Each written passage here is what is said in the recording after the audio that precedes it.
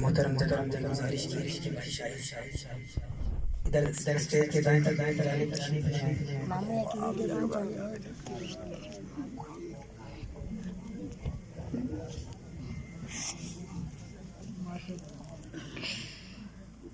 الحمدللہ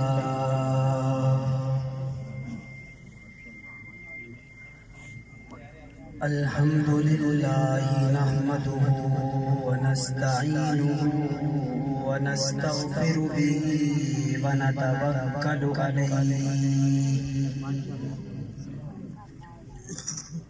ونعوذ باللہ من شرور انفسنا ومن سیئات اعمالنا من يهده الله فلا مضل له ومن يضلله فلا هادي له ونشهد أن لا إله إلا الله وحده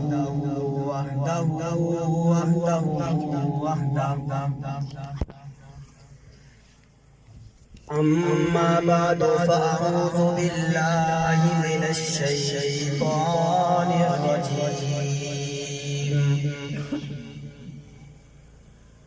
بسم الله الرحمن الرحيم.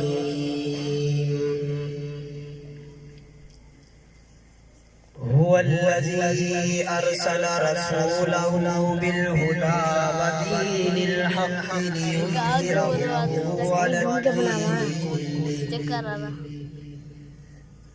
وكفى بالله شهيدا. محمد رسول الله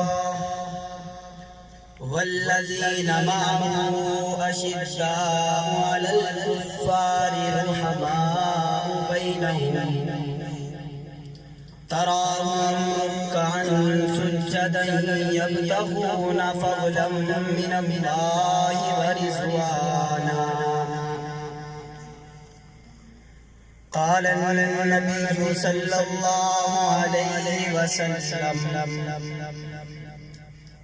إذا رأيتم الذين يسبون أصحابي فقولوا لعنة الله على شركم.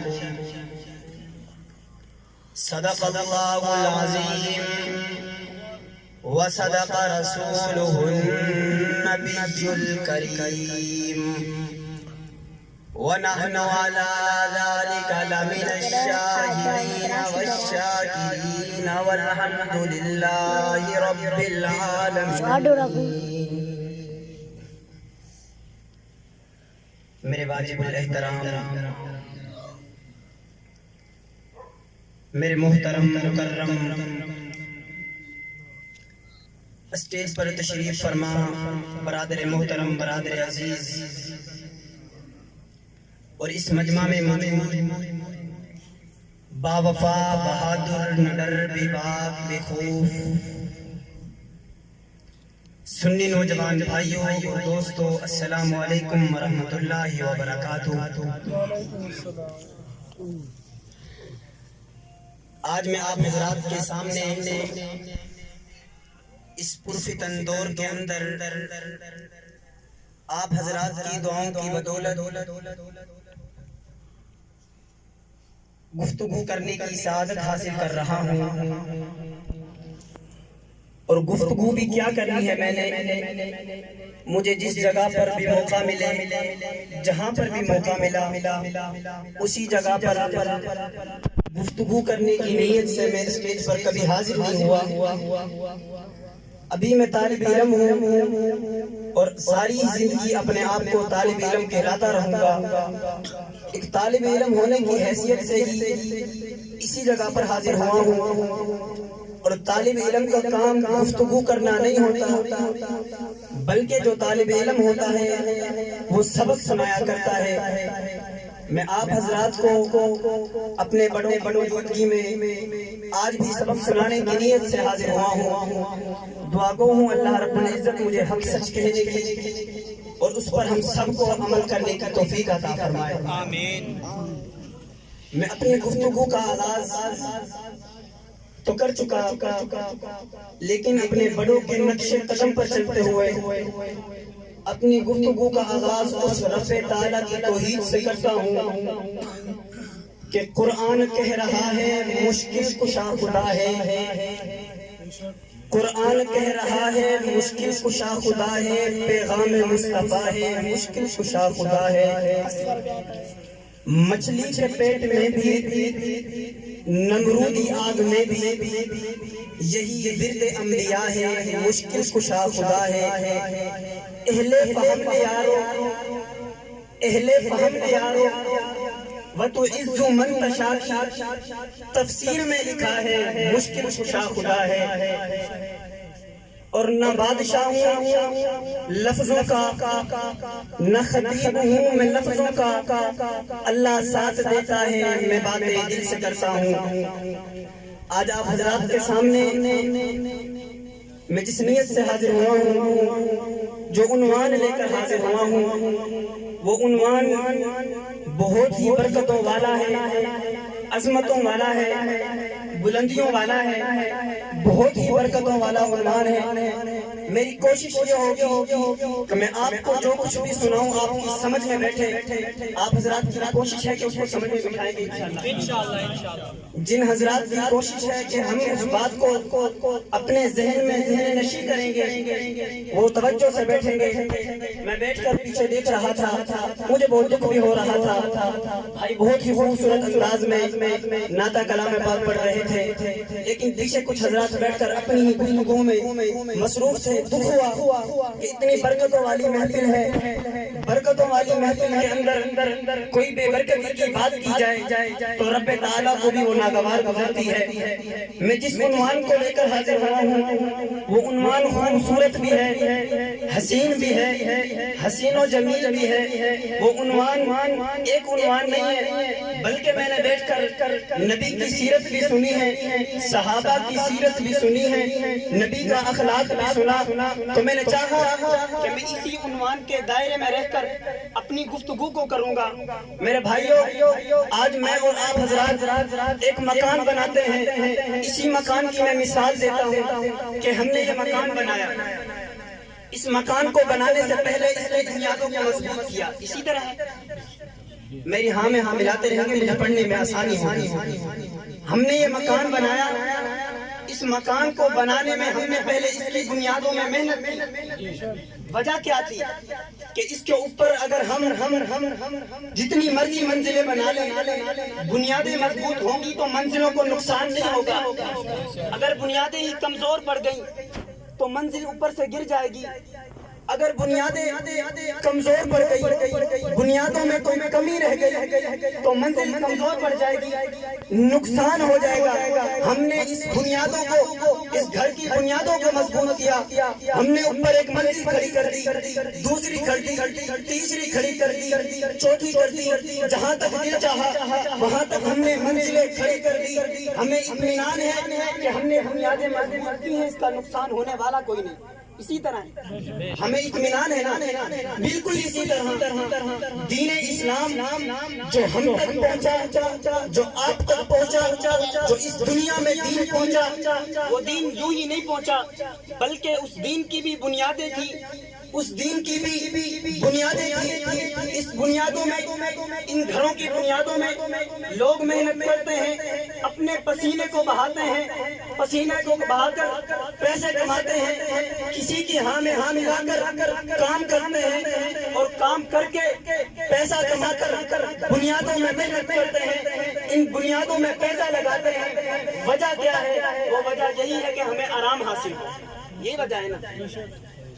حضرت مجھے کتنا ٹائم ہے؟ وجہ یہی ہے کہ ہمیں ادھر اطمینان حاصل ہو۔ بالکل اسی طرح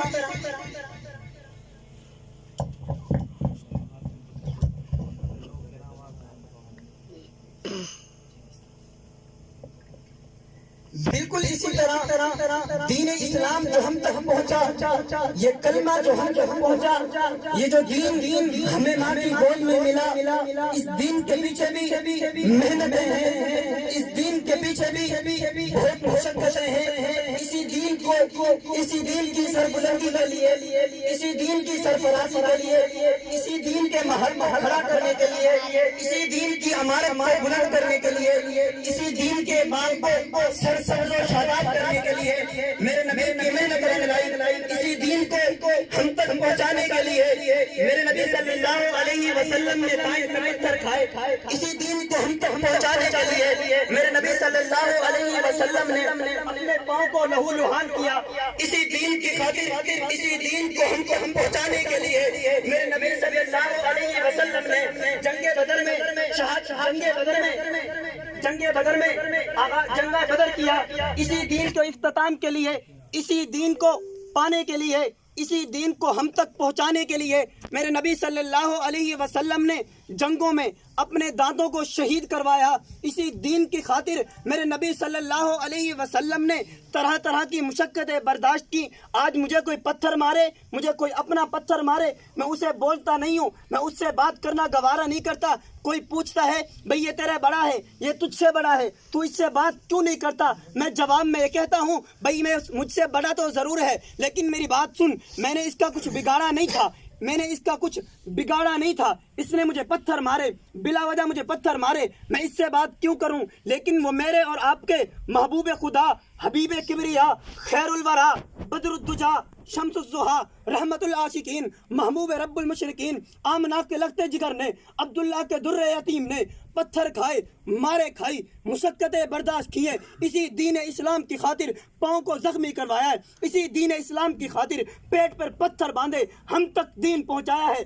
وجہ کیا ہے؟ انہوں نے پتھر کسی پراپرٹی کے لیے نہیں کھائے، انہوں نے مشقتیں برداشت کسی اور مقصد کے لیے نہیں کی، انہوں نے مشقتیں برداشت کسی مال کے لیے نہیں کی، انہوں نے مشقتیں برداشت جائیداد کے لیے نہیں کی، انہوں نے مشقتیں برداشت کسی اور معاملے کے نہیں کی، بلکہ انہوں نے جو مشقتیں برداشت کی ہیں وہ دین کے لیے کی ہیں۔ ہمیں سبق دے دیا کہ اس دین کی خاطر جان دینی پڑے، اس دین کی خاطر مال دینا پڑے، اس دین کی خاطر قربانی دینی پڑے، اس دین کی خاطر گھر بار کو قربان کرنا پڑے، اس دین کی خاطر بیوی بچوں کو قربان کرنا پڑے۔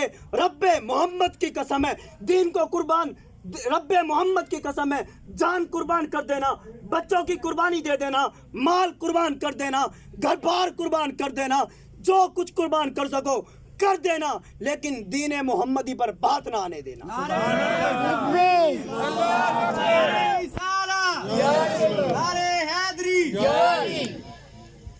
جو کچھ بھی ہو جائے دین محمدی پر، میں نے شروع میں کہا کہ بولتے رہے مجھے پڑھنے میں آسانی ہوگی۔ دین محمدی پر آج میں نے شروع میں کہا کہ ہم عمارت بناتے ہیں، منزلیں بناتے ہیں، اس کی بنیادوں کو مضبوط کرتے ہیں۔ اس عمارت کو بنانے کے لیے ہم کسی ٹھیکیدار سے رابطہ کرتے ہیں، مستریوں کو بلواتے ہیں، مستریوں کو بلوا کر اپنے گھر کو بناتے ہیں۔ میرے نبی صلی اللہ علیہ وسلم نے بھی بالکل اسی طرح ایک عمارت بنائی، اس عمارت کا نام دین اسلام رکھا۔ ایک عمارت بنائی، اس عمارت کا نام دین اسلام رکھا۔ دین اسلام رکھ کر میرے نبی صلی اللہ علیہ وسلم ٹھیکیدار بن گئے۔ میرے نبی صلی اللہ علیہ وسلم نے اپنے مزدوروں کو، جنہیں ہم صحابہ کہتے ہیں، انہیں اس دین کی سربلندی کے لیے، دین کی آبیاری کے لیے، دین کی سرفروزی کے لیے، اس بات کو سرشبز و شاداب کرنے کے لیے صحابہ کو پڑھایا ہے۔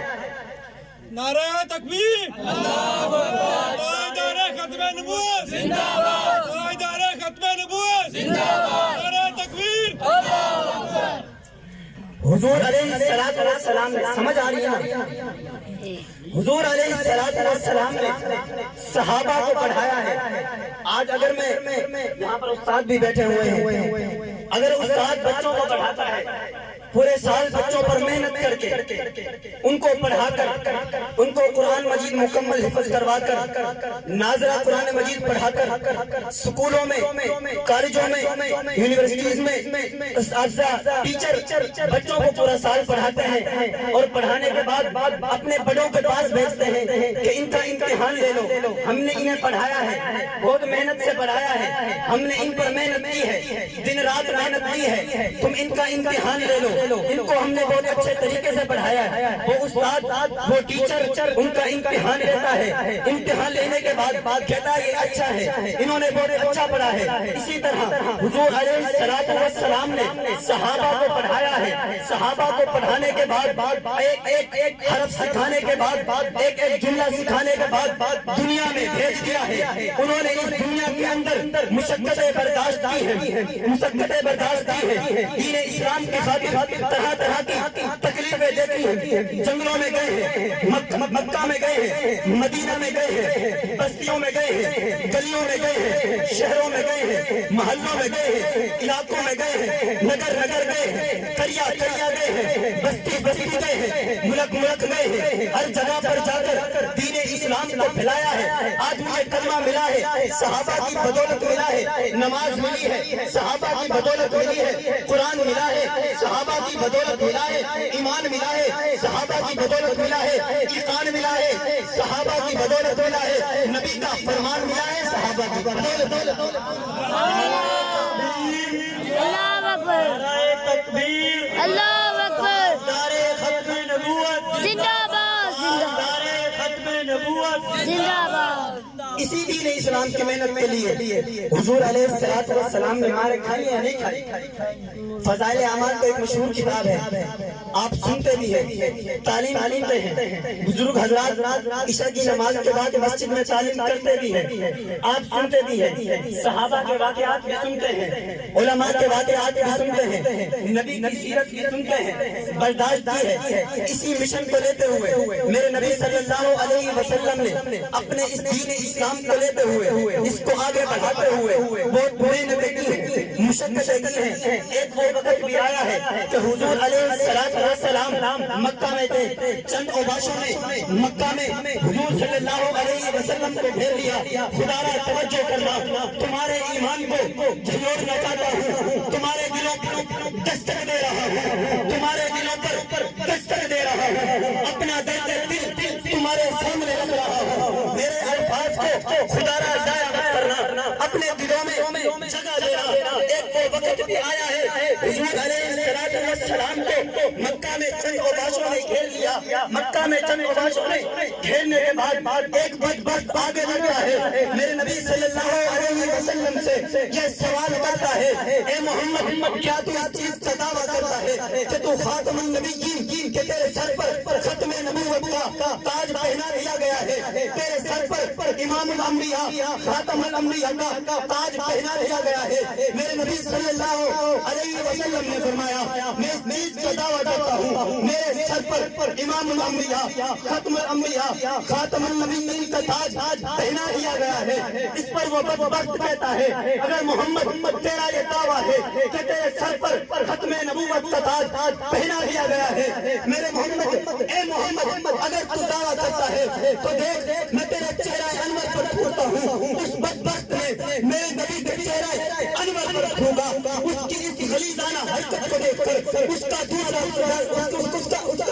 دوسرا دوست میرے نبی کے چہرہ انور پر پھونکتا ہے، اس دوسرے نے پھونکا، اس کی حرکت کو دیکھ کر اس کے تیسرا دوست نے میرے نبی کے چہرہ انور پر پھونکا۔ کس کے چہرہ انور پر پھونکا؟ اس کے چہرہ انور پر پھونکا جو خیر الورا ہے، بدر الدجا ہے، شمس الضحیٰ ہے، محمد مصطفیٰ ہے، اس کے چہرہ انور پر پھونکا جس کی زلفوں کی قسم قرآن نے کھائی ہے، اس کے چہرہ انور پر پھونکا جس کے چہرے کا تذکرہ قرآن میں موجود ہے، اس کے چہرہ انور پر پھونکا جس کا تذکرہ رب نے قرآن میں کیا ہے، اس کے چہرہ انور پر پھونکا جس کی تعریف قرآن نے کی ہے، اس کے چہرہ انور پر پھونکا جس کی تعریف انسانوں نے کی ہے، جنات نے کی ہے، ملائکہ نے کی ہے، انبیاء نے کی ہے، اولیاء نے کی ہے، اتقیاء نے کی ہے، فصحاء نے کی ہے، بلغاء نے کی ہے، عرب والوں نے کی ہے، عجم والوں نے کی ہے، مشرق والوں نے کی ہے، بابا مغرب والوں نے کی ہے، اپنوں نے کی ہے، غیروں نے کی ہے۔ شرق والوں نے کی ہے، شمال والوں نے کی ہے، جنوب والوں نے کی ہے، ہر ایک نے تعریف کی ہے. اس کے چہرے انور پر تھوک دیا. تھوکنے کے بعد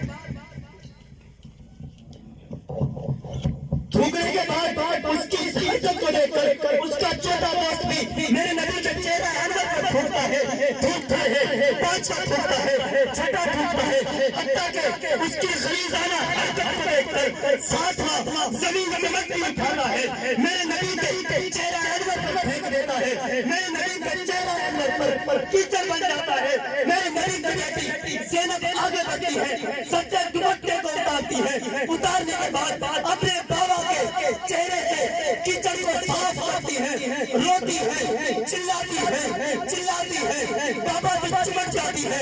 میرے رب نے میرے نبی کو حوصلہ دیا ہے. میرے نبی کی بیٹی اپنے بابا سے چمٹ جاتی ہے، روتی ہے.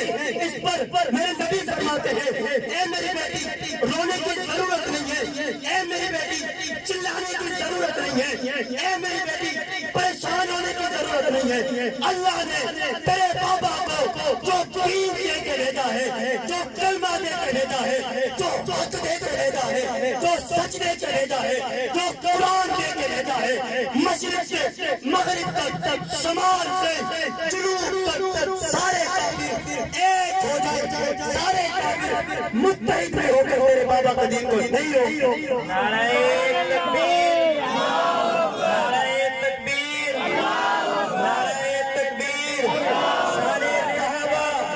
شان صحابہ، شان صحابہ، صحابہ واہ، واہ صحابہ واہ، واہ صحابہ واہ،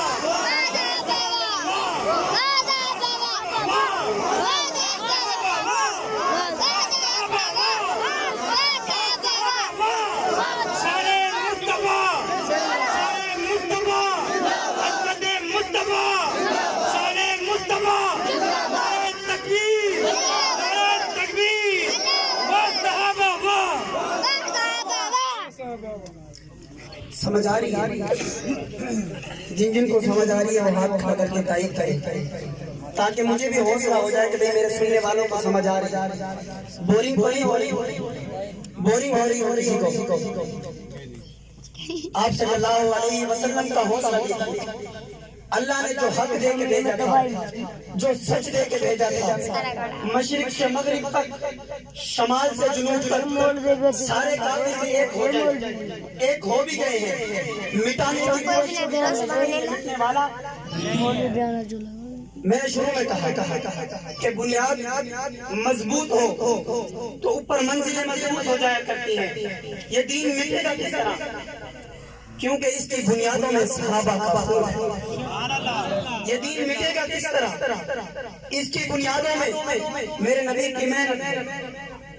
تو میں عرض کر رہا تھا جو استاد ہوتا ہے وہ بچوں کو پڑھاتا ہے، پڑھانے کے بعد بھیج دیتا ہے، اس کا امتحان لیتا ہے.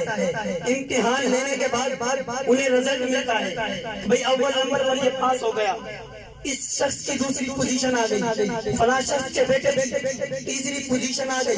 لیکن میرے نبی صلی اللہ علیہ وسلم نے بھی اسی طرح صحابہ کو پڑھایا ہے، محنتیں کی ہیں، ان پر محنتیں کی ہیں. میرے نبی شروع میں اکیلے تھے، محنت کی، ابو بکر بن آ گئے، ان پر محنت کی، صدیق بن گئے.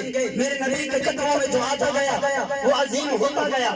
میرے نبی کے قدموں میں جو آتا گیا اس کو بلندیاں ملتی گئی. جو میرے نبی کے قدموں میں آتا گیا کوئی صدیق بن گیا، جو میرے نبی کے قدموں میں آیا کوئی عمر بن گیا، کوئی فاروق بن گیا، کوئی عمر بن گیا، کوئی عثمان بن گیا، کوئی حیدر بن گیا، کوئی خباب بن گیا، کوئی خبیب بن گیا، کوئی طلحہ بن گیا، کوئی زبیر بن گیا، کوئی سعد بن گیا، کوئی سعید بن گیا، کوئی ابو ہریرہ بن گیا، کوئی ابو ذر غفاری بن گیا، کوئی حبشہ میں رہنے والا بلال بن گیا. جس نے میرے نبی کی محنت رنگ لائی، میرے نبی کی محنت رنگ لائی. کوئی ابو بکر آیا صدیق بن گیا، میرے نبی کی محنت رنگ لائی، میرے نبی کی محنت رنگ لائی، ہم تک یہ کلمہ پہنچ گیا. میرے نبی کی محنت رنگ لے کر آئی، ہم تک قرآن پہنچ گیا. آج مجھے بتاؤ تورات بھی بدل چکی ہے، زبور بھی بدل چکی ہے، انجیل بھی بدل چکی ہے، بدلا نہیں ہے تو قرآن بدلا نہیں ہے، کیونکہ اس کی بنیادوں میں کس کا خون ہے؟ کس کا خون ہے؟ میں کسی کو مجبور نہیں کیا کرتا بولنے، صرف ماننے والے بولے۔ اس دین اسلام کی بنیادوں میں کس کا خون ہے؟ صحابہ کا، کس کا خون ہے؟ صحابہ کا، پیچھے سے مجھے آواز نہیں آ رہی، کس کا خون ہے؟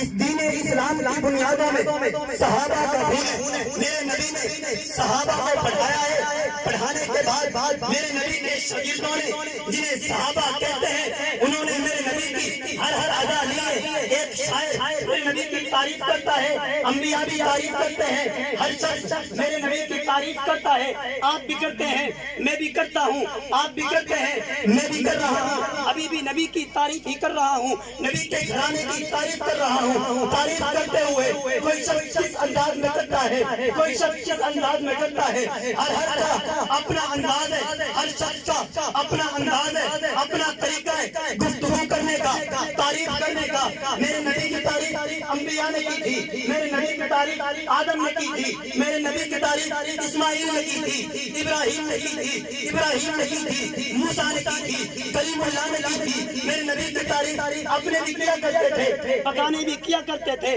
میرے نبی کی تعریف مکہ والے بھی کیا کرتے تھے، مدینے والے بھی کیا کرتے تھے۔ میرے نبی کی تعریف کرتے ہوئے ایک شخص کہتا ہے، تھکی ہے فکر رسا مدھابہ کی ہے، تھکی ہے فکر رسا مدھابہ کی ہے، قلم ہے آبلا مدھابہ کی ہے، ورق تمام ہو گئے مدھابہ کی ہے، زندگی تمام ہو گئی مدھابہ کی ہے۔ میں نے شاعر سے سوال کر دیا، مجھے بتا تو صحیح وہ کون ہے جس کی تو نے تعریف کی ہے، جس کی تعریف کرتے ہوئے زندگی ختم ہو گئی ہے، جس کی تعریف کرتے ہوئے فرق ختم ہو گئے، جس کی تعریف کرتے ہوئے قلم ختم ہو گئے، جس کی تعریف انسانوں نے کی ہے۔ اس شاعر سے میں نے سوال کر دیا، سوال کر سکتا ہوں۔ اس شاعر نے کہا وہ ہے جسے خیر الورا بھی کہتے ہیں، وہ ہے جو عبداللہ کا لشکر جگر بھی ہے، وہ ہے جو آمنہ کا در یتیم بھی ہے، وہ ہے جو مکہ میں بھی تھا، وہ ہے جو مدینہ میں بھی تھا، وہ ہے جسے خیر الورا کہتے ہیں، بدر الفدا کہتے ہیں، خیر الورا کہتے ہیں، محمد مصطفیٰ کہتے ہیں، عاقب بھی کہتے ہیں، ہاشم بھی کہتے ہیں، محمد بھی کہتے ہیں، حامد بھی کہتے ہیں۔ وہ کون ہے؟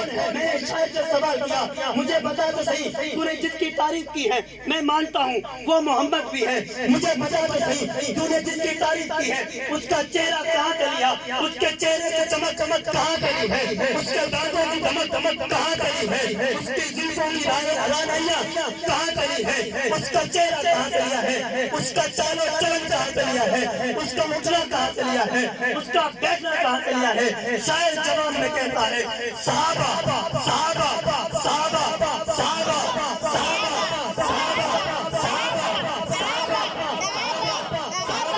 ماننے والے بولیں گے صحابہ صحابہ صحابہ صحابہ صحابہ، بات کر کے بولیں گے صحابہ، بچے بولیں گے صحابہ، بوڑھے بولیں گے صحابہ، جوان بولیں گے صحابہ، ہاتھ اٹھا کر کے کہیں گے صحابہ صحابہ صحابہ۔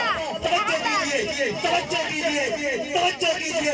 وہ شاعر کہتا ہے میں نے اس کی تعریف صحابہ سے لی ہے، مجھے اس قدر صحابہ سے ملا ہے۔ میں نے کہا اگر تو صحابہ کی بات کرتا ہے میں تیری بات کسی کے سامنے کروں تو لوگ ہیں دلیل مانگیں گے، لوگ سوال کر سکتے ہیں کہ بتا صحابہ کون ہے، صحابہ کی عظمت کی دلیل ہے۔ تو میں نے کہا میں دلیل کے طور پر کیا پیش کروں گا، ثبوت کے طور پر کیا پیش کروں گا؟ دلیل ملتی ہے کہ صحابہ کی عظمت کی دلیل قرآن میں موجود ہے، ذالک الکتاب لا ریب فیہ، جس کتاب میں کوئی شک نہیں ہے، جس کتاب میں کوئی گنجائش نہیں ہے، اس کتاب میں صحابہ کی دلیلیں موجود ہیں۔ الف لام میم ذالک الکتاب الذین یؤمنون بالغیب ویقیمون الصلاۃ، صحابہ کی عظمت کی دلیل ہے۔ اولئک علی ھدی من ربہم واولئک هم المفلحون، صحابہ کی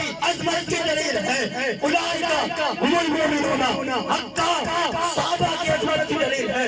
اولئک هم الراشدون، صحابہ کی عظمت کی دلیل ہے۔ اولئک هم المفلحون، صحابہ کی عظمت کی دلیل ہے۔ پاک پیغمبر بھیجے تھے ارد گرد صحابہ کا بیٹھ جانا صحابہ کی عظمت کی دلیل ہے۔ پاک پیغمبر کے پاس صحابہ کا موجود ہونا صحابہ کی عظمت عظمت کی دلیل ہے نبی کا نماز پڑھانا پیچھے صحابہ کا نماز پڑھنا صحابہ کی عظمت کی دلیل ہے دلیل مانگتے ہو آؤ دلیل دیتا ہوں دلیل دیتا ہوں ہار گم ہو جائے اما عائشہ کا ہار گم ہو جائے صحابہ ہار کو لگنے لگ جائے ہار کو تلاش کرنے لگ جائے نماز کا وقت ہو جائے نماز کے وقت کے بعد نماز کا وقت ہو جائے وضو کے لیے چیز نہیں ملتی وضو کے لیے پانی نہیں ملتا میرا رب تیمم کے احکامات نازل کرتا ہے تیمم کے احکامات نازل ہو جائے صحابہ کی عظمت کی دلیل ہے صحابہ کی عظمت کی دلیل مانگتے ہو آؤ صحابہ کی عظمت کی دلیل دیتا ہوں آؤ صحابہ کی عزت کی دلیل دیتا ہوں قرآن دکھاؤ صحابہ کی عظمت کی دلیلوں سے بھرا ہوا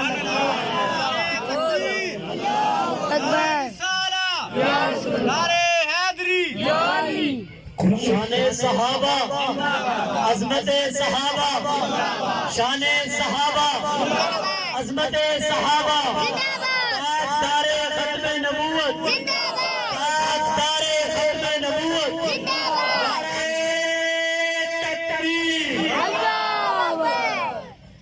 صحابہ کی عظمت سے قرآن مجید بھرا ہوا کھول کر دیکھو بہت چیزیں ملیں گی قرآن پہ تو یقین ہے نا میں کسی اور بات نہیں کر رہا کسی اور کی بات نہیں کر رہا میں نے بھی کہا تورات کھول کر دیکھو میں نے بھی کہا زبور کھول کر دیکھو میں نے بھی کہا انجیل کھول کر دیکھو کھول کر بھی دیکھو تورات میں قرآن مجید میں تورات میں صحابہ کی عزت ملی قرآن کہتا ہے مثلاً تورات مثلاً انجیل کہ صحابہ کی عزت صحابہ کی عظمت کے تذکرے قرآن میں موجود ہیں کہاں پر موجود ہے بلند آواز سے اور کن کے تذکرے موجود ہیں کن کے تذکرے موجود ہیں کن کے تذکرے موجود ہیں پریشان نہیں ہونا آپ کے مطلب کی بھی بات کرنے لگا ہوں میں سمجھتا ہوں کہ اس مجمع کے اندر بہت سے لوگ بیٹھے ہوں گے جو یہ بات اپنے ذہن میں سوچ رہے ہوں گے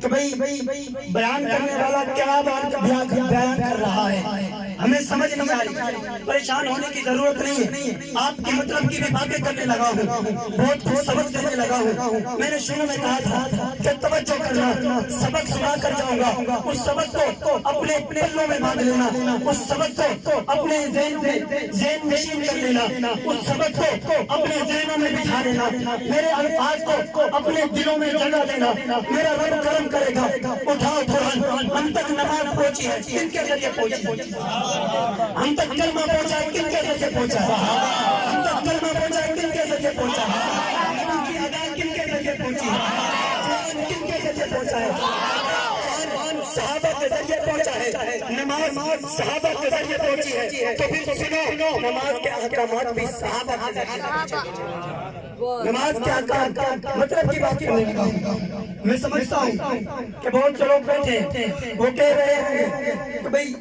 نماز کے بارے میں بات کی جائے بھئی نماز کے بارے میں بات کی جائے جنت کے بارے میں بات کی جائے جہنم کے بارے میں بات کی جائے نماز کی وعیدیں سنائی جائے جو لوگ نماز پڑھتے ہیں انہیں رب کیا انعام دیتا ہے وہ باتیں کی جائے پریشان نہیں ہونا میرے رب نے قرآن میں نماز کی باتیں بھی کی ہے حج کی باتیں بھی کی ہے قرآن کو پڑھ کر دیکھو قرآن کے اندر تمہیں معاشرت بھی ملے گی معیشت بھی ملے گی عزت بھی ملے گی اخلاق ملیں گے کردار ملیں گے بیوی کے حقوق ملیں گے قرآن پڑھ کر دیکھو بچوں کے حقوق ملیں گے بڑوں کے حقوق ملیں گے قرآن پڑھ کر دیکھو اپنے ملیں گے بیگانے ملیں گے قرآن پڑھ کر دیکھو والدین ملیں گے قرآن پڑھ کر دیکھو محمد ملیں گے قرآن پڑھ کر دیکھو صحابہ ملیں گے قرآن پڑھ کر دیکھو پوری دنیا رب نے قرآن میں سما پر رکھ دی ہے قرآن پڑھتا جا دیکھتا جا تجھے ہر چیز رب قرآن میں دکھائی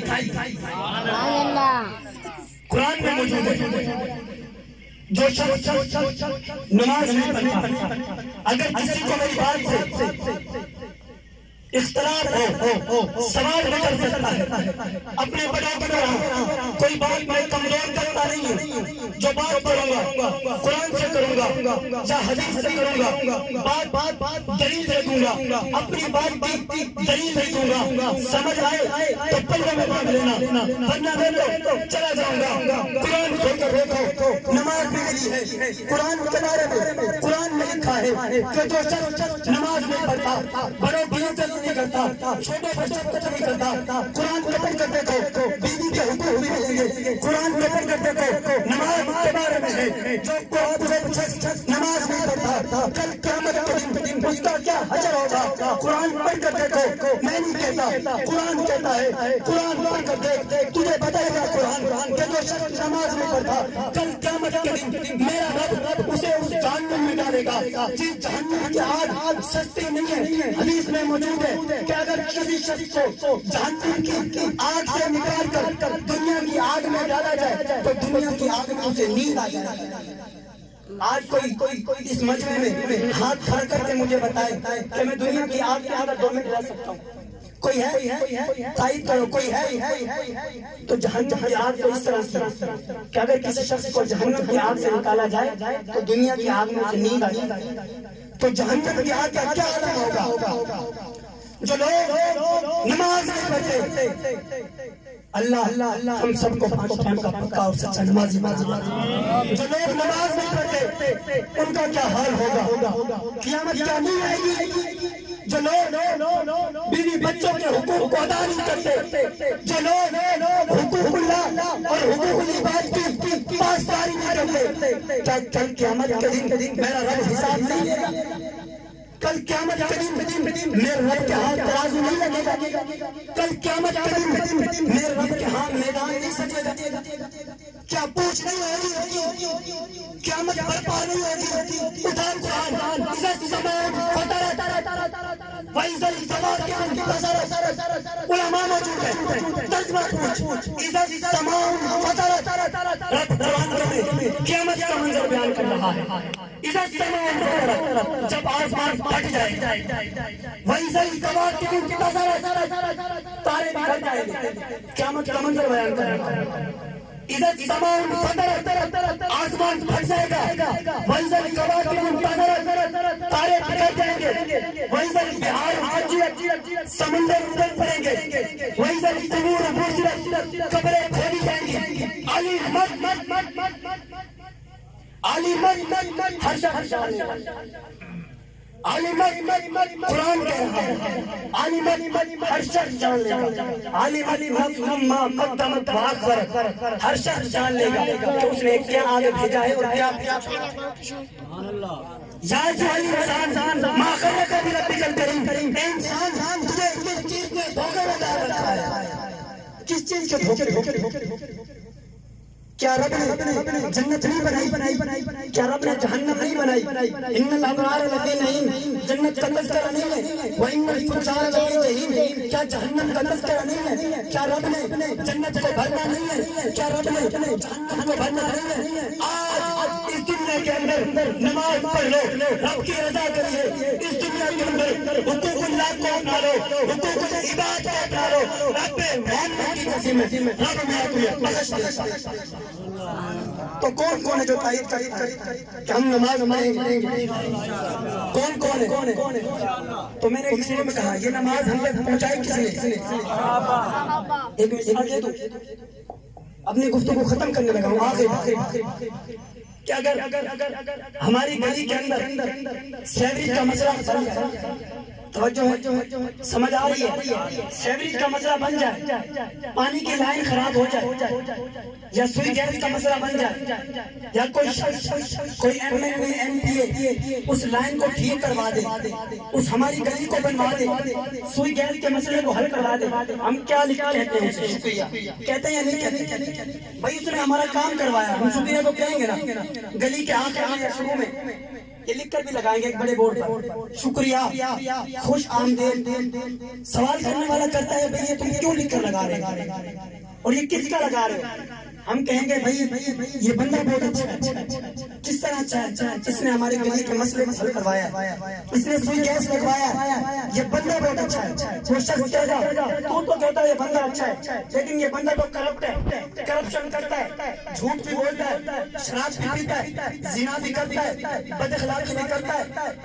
آپ کہو گے کرتا ہوگا، لیکن یہاں پر اس کے بارے میں کوئی بات نہ کر، اس نے ہماری گلی کے مسئلے کو ٹھیک کروایا ہے، اس کا تم شکریہ ادا کرتے ہو۔ تو پھر مجھے بتاؤ تم ان کا شکریہ ادا کیوں نہیں کرتے جنہوں نے تم تک کلمہ پہنچایا؟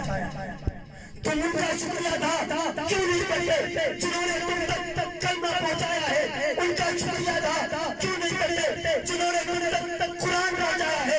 ان کا شکریہ ادا کیوں نہیں کرتے جنہوں نے تم تک حدیث پہنچائی ہے؟ ان کا شکریہ ادا کیوں نہیں کرتے جنہوں نے تم تک محمد کا فرمان پہنچایا ہے؟ آج میرے ساتھ یہ عہد کرو، کھڑے ہو جاؤ، تائید کرو کہ مرتبہ صحابہ ہو، صحابہ اہل بیت کا دفاع کرتے رہیں گے، نبی کی ختم نبوت کا دفاع کرتے رہیں گے، نبی کی ناموس کی عزت کی تحفظ کرتے رہیں گے، نبی کی عزت کو بیان کرتے رہیں گے۔ کرتے رہو گے، ہاتھ کھڑا کر کے کرتے رہو گے، صحابہ کی عزت کو بیان کرو گے، صحابہ کی عظمت کو بیان کرو گے، صحابہ کے تقدس کو بیان کرو گے۔ جان دینی پڑی تو دے دو گے، نماز قربان کرنا پڑا تو کر دو گے، گھر بار لٹانا پڑے لٹا دو گے صحابہ کی عزت کے لیے۔ آج میں عہد کر چکا ہوں، آج نہیں آج سے پہلے بھی میں عہد کر چکا ہوں، تم اگر گستاخ صحابہ صحابہ کے دشمنوں اگر تم گستاخ صحابہ سے باز نہیں آ سکتے تو میں بھی یہ بات علن کہتا ہوں، کھڑے ہو کر کہتا ہوں، جرأت سے کہتا ہوں، ہمت سے کہتا ہوں کہ یہ ادنا سا طالب علم بھی صحابہ کی عزت کو بیان کرنے سے باز نہیں آ سکتا۔ جان چلی جاتی ہے چلی جائے، تم نے گولی مارنی ہے مار دو، بم مارنے ہیں مار دو، گولے مارنے ہیں مار دو، جان لینی ہے لے لو، گھر بار لینا ہے لے لو، ماں باپ لینے ہیں لے لو، رشتے دار لینے ہیں لے لو، رب کی قسم رب کے دربار میں التجا کرتا ہوں ربا جان تو نے دی ہے تیری راہ میں، تیری رضا کے لیے، تیری راہ میں تیری رضا کے لیے، ربا اصحاب رسول کی عزت و نماز کے لیے اپنی جان قربان کرنا چاہتا ہوں تاکہ میرے خون کا ہائے کل قیامت کے دن بول اٹھے فنا فی اللہ کی رحمت، بقا کا راز مضمر ہے جسے مرنا نہیں ملتا اسے جینا۔